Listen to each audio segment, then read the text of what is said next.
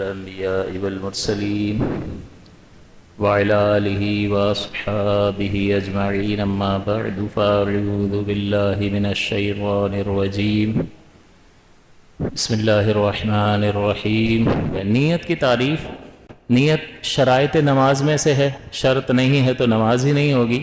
اور نیت کا مطلب دل کا پختہ ارادہ، یہ ہے نیت۔ اس کا مطلب اس میں زبان کی کوئی بات آئی نہیں، آئی نا، دل کا پختہ ارادہ۔ تو اب اگر میں آپ سے پوچھوں زبان سے نیت کرنا، تو آپ کہو گے ضروری نہیں ہے، کیونکہ نیت اس کے زبان سے کہے بغیر بھی پائی گئی، شرط پوری ہو گئی، نماز ہو گئی۔ تو یہ جو آپ کر رہے ہوتے ہیں، نیت کرتا ہوں 4 رکعت فلاں فلاں فلاں، پیچھے امام کے اللہ اکبر، یہ جو آپ نے کہا یہ نیت کو حاضر تو کر رہا ہے، لیکن یہ زبان سے تلفظ کرنا لازم نہیں ہے۔ آپ کے دل میں یہ ارادہ ہو کہ میں آج کی ظہر کے فرض پڑھ رہا ہوں بس، اور امام صاحب کے پیچھے پڑھ رہے ہیں تو امام صاحب کی اقتداء کی نیت بھی اس کو کرنی ہوگی کہ پیچھے سے امام کے۔ نیت دل کا پختہ ارادہ ہے۔ الفاظ کے بارے میں کیا خیال ہے؟ تو الفاظ کا اعتبار نہیں ہے۔ نتیجہ یہ نکلے گا کہ نماز ظہر کی پڑھنی تھی اور نکل گیا عصر، منہ سے عصر نکل گیا، بولو ہو گئی نہیں ہوئی؟ دل میں ظہر ہی تھا، لیکن جب بولنے گئے تو الفاظ کا، زبان سے ادا کیے گئے الفاظ کا اعتبار نہیں ہے، دل کا اعتبار ہے، نماز ہو گئی۔ پھر زبان سے نیت، اس کی شرعی حیثیت کیا ہے؟ جب میں نے آپ کو بتا دیا کہ نہیں کریں گے تب بھی نماز ہو جائے گی، تو اس کا مطلب یہ لازم نہیں ہے، لیکن شریعت اس کو پسند کرتی ہے، اس لیے اس کو مستحب قرار دیا کہ اگر زبان سے بھی کہہ لیں گے تو آپ کو فائدہ ہوگا، اجر ملے گا، لیکن نہیں کریں گے تو شریعت کوئی گرفت نہیں کرتی ہے۔ لیکن اس کا فائدہ، اس کو مستحب کیوں قرار دیا؟ وجہ کیا ہے؟ اس کا سبب یہ ہے کہ جب آپ زبان سے نیت کریں گے تو دل والی نیت بھی حاضر ہو جائے گی، تو ایک لازمی چیز کو حاضر کرنے کا فائدہ دے رہی ہے۔ تو کسی کی نیت حاضر نہ ہو اور وہ ایسے ہی نماز پڑھ رہا ہو تو پھر نماز ہی نہیں ہوگی۔ تو یہ زبان سے کہنے کی عادت بہت بہترین ہے کہ یہ اس کو حاضر کر دیتی ہے۔ جب آپ زبان سے کہہ رہے ہو تو دل میں آ گیا یا نہیں آ گیا؟ آ گیا، پورا خیال آ گیا، تو وہ نیت وہاں بھی پائی گئی جو اصل ضرورت ہے، جس کے بغیر ہوگا ہی نہیں۔ اور وہ کون سی چیز سبب بنی ہے اس کو لانے کا؟ زبان سے۔ ورنہ آپ نماز پڑھنے لگو تو اپنے آپ سے پوچھ لو بھئی کون سی پڑھ رہے ہو، وہ فوراً پھر خیال آ جاتا ہے آج کی ظہر کے فرض۔ آپ کو یہ 3 چیزیں، آج کی، عصر کے، فرض، آج بھی کہیں گے اور نماز کا نام بھی لیں گے اور فرض کا بھی کہہ دیں گے، کیونکہ ظہر کی سنتیں بھی ہیں، ظہر کے نوافل بھی ہیں، تو آپ نے متعین کرنا ہے کہ کون سی نماز آپ پڑھ رہے ہیں، خاص کر فرائض میں۔ تو یہ حیثیت ہے۔ پھر کب کرنی ہے نیت؟ نیت کا وقت کیا ہے؟ تو اس کا بیسٹ ٹائم یہ ہے کہ جب آپ اللہ اکبر کہیں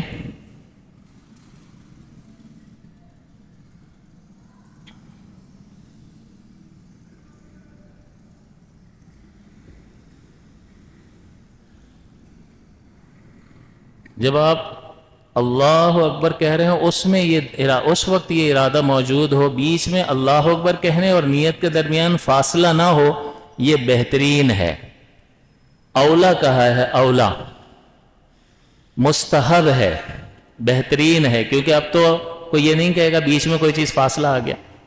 لیکن کیا فاصلہ ہو سکتا ہے؟ ہاں ہو سکتا ہے۔ وہ نیت مانی جائے گی؟ جی مانی جائے گی۔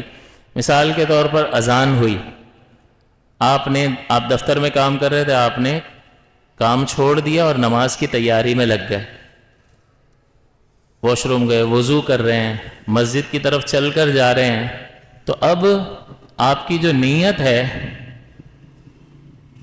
اس میں اور اللہ اکبر کہنے میں اس کو تحریمہ کہتے ہیں، تکبیر تحریمہ، اس میں فاصلہ آ گیا، تو اب یہ نیت مانی جائے گی یا نہیں مانی جائے گی؟ تو اس کی دو صورتیں ہیں کہ اگر یہ فصل جو ہے یہ بالاجنبی ہے تو دوبارہ نیت کرنی پڑے گی، اور اس کا عکس ہے اجنبی نہیں ہے بلکہ نماز کے افعال ہی بیچ میں آ رہے ہیں تو وہ نیت معتبر ہوگی۔ مثال کے طور پر جیسے آپ کو ابھی مثال دی کہ وہ کام چھوڑ کر نماز کے لیے اس نے کوشش شروع کر دی، وضو کر رہا ہے، مسجد کی طرف جا رہا ہے، اس میں دیر لگے گی یا نہیں؟ تو نیت اور اللہ اکبر کہے کے درمیان ایک گیپ آ گیا۔ بہترین آپشن کیا ہے؟ اللہ اکبر کے ساتھ ہی نیت متصل ہو، جڑی ہوئی ہو، یہ بیسٹ ہے، لیکن یہ بھی ہو سکتا ہے یہ نیت بھی معتبر ہو سکتی ہے۔ اب یہ بیچ میں جو فاصلہ آیا ہے اس میں ایسا کوئی کام کہ جو نماز کے منافی ہو اگر وہ پایا جائے گا تو پھر دوبارہ نیت کرنی ہوگی۔ جیسے کھانا کھانے بیٹھ گیا، وضو کیا لیکن نماز سے نکلتے نکلتے کہا کہ یار ابھی 10 منٹ ہے، 5 منٹ میں کھانا کھا لیتا ہوں، کھانا کھانے بیٹھ گیا۔ اب یہ کھانا کھانا جو ہے یہ نیت اور اللہ اکبر کے بیچ میں آ گیا، اور یہ ایک ایسی اجنبی چیز ہے کہ جس کا نماز کے کاموں سے کوئی تعلق نہیں ہے، یہ نماز کا فعل نہیں ہے، تو لہٰذا اب جو ہے دوبارہ نیت کرنی ضروری ہوگی۔ لیکن اگر نیت اور اللہ اکبر کے درمیان یہ جو فاصلہ آیا ہے، یہ جو گیپ آیا ہے، وہ ایسی چیزیں ہیں جو نماز کے لیے کوشش میں شمار ہوتی ہیں، جیسے وضو کرنا، مسجد کی طرف چل کر جانا، تو یہ ساری یہ اجنبی نہیں کہلاتا بلکہ نماز کے لیے کیے جانے والے افعال میں سے، لہٰذا یہ نیت بھی مانی جائے گی۔ اب اگر اس نے اللہ اکبر سے پہلے نیت کو حاضر نہیں بھی کیا تو اس کی نماز ہو جائے گی، اس فرق کا لحاظ ہونا چاہیے۔ تو بیسٹ ہمیں یہی کرنا ہے کہ اللہ اکبر سے پہلے ہم ذرا اللہ اکبر کہنے لگے نا تو اپنے آپ سے پوچھنا ہاں بھائی کون سی ہے۔ جیسے میں نے وضو میں آپ کو بتایا تھا کہ وضو میں نیت کریں گے تو ثواب ملے گا، نہیں نیت کریں گے تب بھی وضو ہو جائے گا لیکن ثواب نہیں ملے گا۔ تو نیت کیا کرنی ہے؟ طہارت کی نیت کرنی ہے کہ میں اس پانی بہانے سے طہارت کی نیت کرتا ہوں۔ تو اب یہ کیسے یاد آئے گا؟ تو جیسے ہی وہاں نلکے کے پاس بیٹھیں تو خود سے پوچھنا ہاں بھائی کیا کرنا ہے؟ طہارت حاصل کرنی ہے۔ تو یہ چیزیں پھر یاد آ جاتی ہیں، اور جب یاد آ جاتی ہیں تو بندہ فوری طور پر اس فائدے کو حاصل کر لیتا ہے۔ آخرت میں ایک ایک نیکی کروڑوں روپے کی ہے، بلکہ میں کہوں انمول ہے، جس کا مول نہیں ہے، کوئی دے گا ہی نہیں۔ آج یہ فتاوی رضویہ میں نے حدیث پڑھائی کہ والدین جو ہے وہ قیامت کے دن ان کے بچے نے ماں باپ سے کوئی قرضہ لیا ہوگا اور دنیا میں ادا نہیں کیا، اس نے دنیا سے چلے گئے تو وہ اس سے مطالبہ کریں گے، اس کو ماریں گے، تو وہ کہے گا کہ میں تمہارا بیٹا ہوں، تو اس کو یہ امید کہ بھائی میرے والدین ہیں، مجھے چھوڑ دیں گے، رحم کریں گے۔ وہ اللہ کی بارگاہ میں عرض کریں گے اور اللہ تعالیٰ اس کی نیکیاں، بچے کی نیکیاں والدین کے نامہ اعمال میں ٹرانسفر کر دے گا۔ اور حضور نے فرمایا کہ وہ والدین یہ چاہ رہے ہوں گے کہ کاش تھوڑی سی زیادہ اس پہ نکلتا ہوتا اور ہم اس کی نیکیاں زیادہ لینے میں کامیاب ہو جاتے۔ یہ ماں باپ ہیں اور یہ ایسا کر رہے ہیں، اور مخبر صادق سچے رسول صلی اللہ علیہ وسلم نے اپنی سچی زبان پاک سے اللہ کے خبر دینے کے ذریعے ہمیں بتا دیا۔ تو اب اس کی اہمیت کو سمجھنا ضروری ہے۔ تو ایک ایک نیکی بہت زیادہ قیمتی ہے، وہاں لوگ چھیننے کے چکر میں ہوں گے، دے گا تو کوئی کیا۔ تو اس لیے یہ نہیں کہ مستحب ہے چھوڑ دوں، جتنا سمیٹ سکتے ہو سمیٹو، اور ایک عمل کے ذریعے کثیر نیتیں بھی کی جا سکتی ہیں۔ وہ ساری نیتیں کر کے آدمی جیسے کھانا بھی کھا رہا ہے تو ایک مباح عمل ہے، اس میں ثواب تو نہیں ملے گا، مباح نہ گناہ نہ ثواب، لیکن آپ اس میں کہ بھئی یہ میں جو کھانا کھا رہا ہوں اس سے جو بھی قوت حاصل ہوگی میں اسے دین کے لیے استعمال کروں گا، اللہ کی فرما برداری میں خرچ کروں گا اس توانائی کو، اس قوت کو۔ تو اب یہ جو آپ لقمہ لے کر جائیں گے اس پر آپ کو اجر ملے گا۔ تو آدمی کیوں نہ تھوڑی دیر سوچ کر یہ نیتیں کر لے تاکہ اس کا اجر پائے، قبر میں بھی راحت ملے گی، فائدہ حاصل ہوگا، آخرت میں بھی اس کا بہت بڑا فائدہ ہے۔ وقت کا آپ کو پتہ چل گیا۔ اس کے بعد جو ہے ہمیں بس آخری بات کرتے ہیں، ختم کرتے ہیں کہ نماز کو متعین کرنا ضروری ہے یا نہیں ہے. تو دیکھیں نمازیں آپ سمجھ لیں دو طرح کی ہیں، ایک نفل ہے اور ایک فرض ہے. وتر بھی اسی میں ڈال دیں.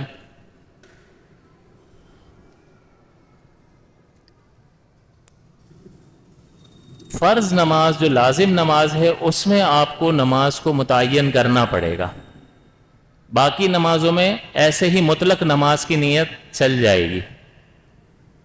لیکن فقہا کہتے ہیں کہ بھئی اس کا بھی ذکر کر لے تو اچھا ہے.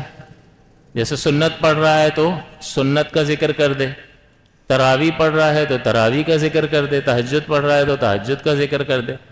لیکن اگر اس نے بالفرض یہ نیت کی وہ نماز پڑھتا ہوں، ہو جائے گی یا نہیں؟ ہو جائے گی.